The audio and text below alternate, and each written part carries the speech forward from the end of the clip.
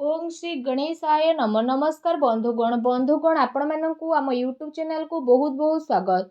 बंधुगण आज भिडियो रे आमे आपण मानकु कहिबा पई जाउछु आपणको पई विशेष भाबरे ए 48 घंटार समय अवधि विषय रे ए 48 घंटार समय आपणको पई किपरि साब्यस्त हेबो ता सहित केउ सब जिनिस रे आपणको फायदा हेबो केउ सब जिनिस रे आपणको सावधानता अवलंबन करबा को पड़िबो आपणकर लव लाइफ किपरि रहिबो क्यारियर किपरि रहिबो बिजनेस आउ व्यापार किपरि रहिबो ता सहित स्वास्थ्यर महत्वपूर्ण इनफॉरमेशन मध्ये आमे आपण माननको वीडियो रे देबु आउ ए वीडियो शेष रे आमे आपण माननको किछि उपाय विषय मध्ये कहिबु जहा द्वारा आपण ए दिन को आहुरी अधिक शुभ और मंगलदायक साब्यस्त करि परिबे। तो आगो को वीडियो आरंभ करबा पूर्व आमर आपणको रिक्वेस्ट कि जदि आपण हमर ए चैनल ले नुआ करि आछंती तो चैनल को सब्सक्राइब करंतु एवं सांगरे नोटिफिकेशन बेल को मध्य ऑन करंतु जहाद्वारा समय समय से नुआ नुआ वीडियो नोटिफिकेशन आपको मिल जिवो। तो आसंतु सर्वप्रथम जानिबा किपरि रहिबो आपणको पई विशेष भाव में 48 घंटार समय अवधि जदि सबुठार प्रथमे कहिबा कि कोन आपणको पई ए दिन रे विशेष भाव में पॉजिटिव रहिबा को जाउछि जदि कहिबा तो फ्रेंड्स ए दिन आपणको पई बहुत ही भल और शुभदायक रहिबो। जरूरी काम करबा द्वारा आपणको विशेष भाव में लाभदायक अवसर प्राप्त मध्य हेबो अटके रहितिबा धन मध्य आपणको पुणी थरे वापस मिली पारे भल खबर मिलिबार आपणको पई अनेक ही जोग बनू अछि उच्च पदाधिकारी एवं वृद्ध लोकंकर सहयोग आपणको प्राप्त हेबो एवं सबु कार्य आपण सहलतार सह संपन्न करिकि आपणको प्रतीत मध्य हेबो। एहा सहित आपण आपणकर कार्य कुशलतार द्वारा कौनसी महत्वपूर्ण कार्य को बहुत ही भल उपाय रे पूर्ण करिवे जहा द्वारा आपणको काफी खुशी मध्य अनुभव हेबो कौनसी अति संपर्कीय लोकंकर घरे आगमन एवं हस परिहास रे आपणकर समय बीतित हेबा घरर माहौल को काफी खुशी भरा मध्य बनेई देबो निजर परिवार रो व्यवस्था बनेई के रखिबा पई जहा नियम आउ कायदा बना जाईछि तो से सब आपणको पई बहुत ही तारीफबान हेबो। एहा द्वारा घरे अनुशासित माहौल रहिबो आउ पिला माने निजर पाठ पढ़ा द्वारा एकाग्र चित्त मध्य रहिबे आपण आपणकर डेली लाइफ रु बाहरी किछि नुआ करिबा पई चेष्टा करिवे जहा द्वारा आपणकर मानसिक आउ शारीरिक थकापण मध्य दूर हेबो आउ नुआ ऊर्जार प्रभाव आपण आपणक भितरे अनुभव मध्य करि नेबे।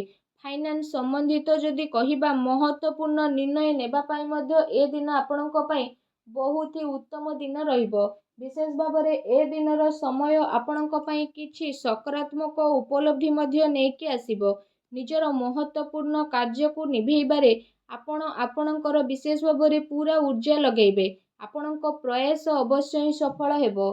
धर्म कर्म प्रति आपणक आस्था रहिबो दिल अपेक्षा आपण दिमाग रे मध्य निर्णय नेबे भावुकतारे आसिकी आपणकर निर्णय गलत मध्य होई पारे शेयर मार्केट आउ निवेश ए सबु संबंधित कार्य रे आपणक पई लाभदायक परिस्थिति एबे उत्पन्न मध्य हेबो जहा द्वारा आपणक मन बहुत ही प्रसन्न रहिबो। ता सहित आसंतु जानिबा आपणक पई कोन नेगेटिव रहिबो जदि कहिबा पारिवारिक स्थिति आपणकर चिंतापूर्ण मध्य होई पारे परिवार रे जणे आउ जनक सह ताळ मेळर अभाव मध्य हेबो अनावश्यक कथा को मध्य नहीं विवाद मध्य उत्पन्न हेबार विशेष भाव में संभावना देखा देउछि कौनसी प्रकार मन रे भ्रम उत्पन्न हेबा द्वारा जणे आउ जनक सह लड़ाई झगड़ा मध्य हेबो ता सहित पिलांकर कौनसी नकारात्मक गतिविधि कारणरू आपनको चिंता आउ क्रोध भली भावना मध्य विशेष भाव में उत्पन्न हेबो किंतु से सबु भूल को आपण ठीक करबा पई विशेष रूप से चेष्टा करंतु एहा द्वारा आपणक स्थिति रे शीघ्र ही सुधारता देखिबा को मिलिबो।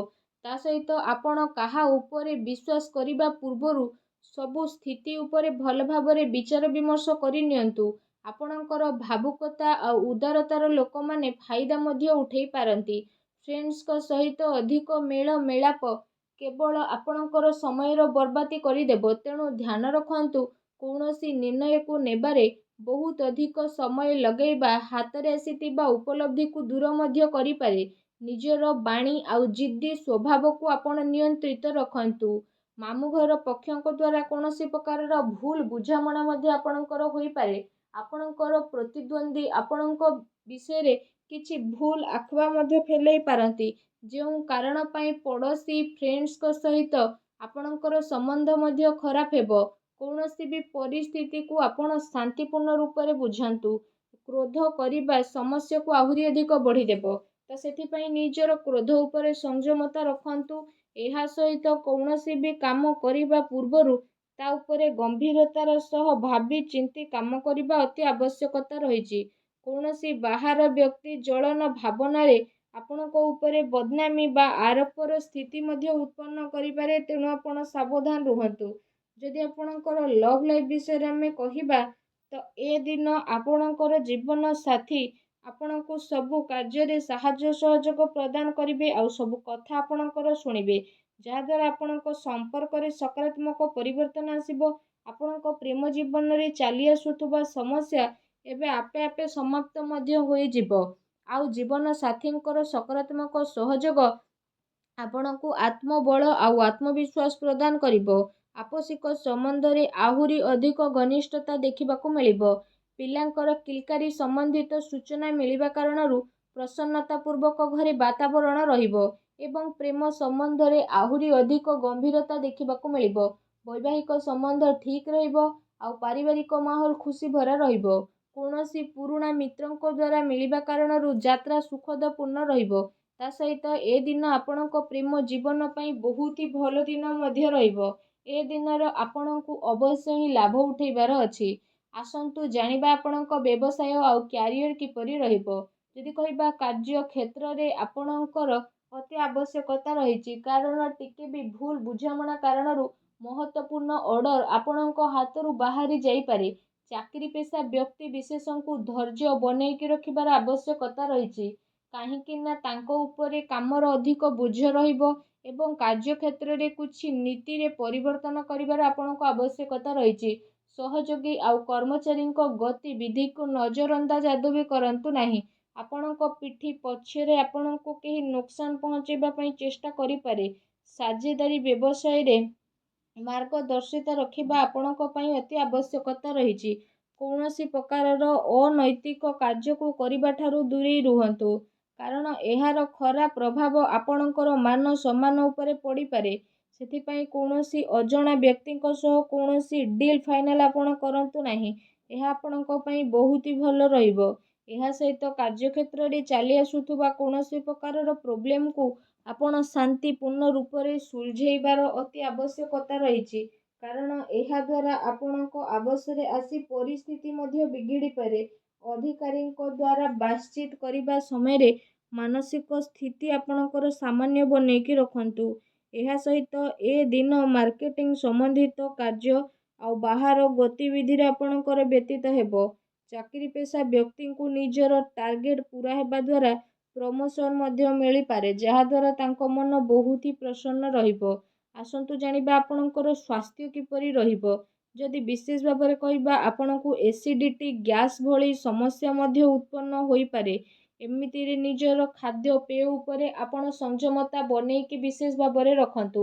ଏହା ସହିତ ନିଜ ସ୍ୱାସ୍ଥ୍ୟକୁ ଆହୁରି ଅଧିକ ଭଲ ରଖିବା ପାଇଁ ଆପଣ ପ୍ରତ୍ୟେକ ଦିନ ଯୋଗ କରନ୍ତୁ, ବ୍ୟାୟାମ କରନ୍ତୁ, ସୂର୍ଯ୍ୟଙ୍କୁ ଜଳ ଅର୍ପଣ କରନ୍ତୁ।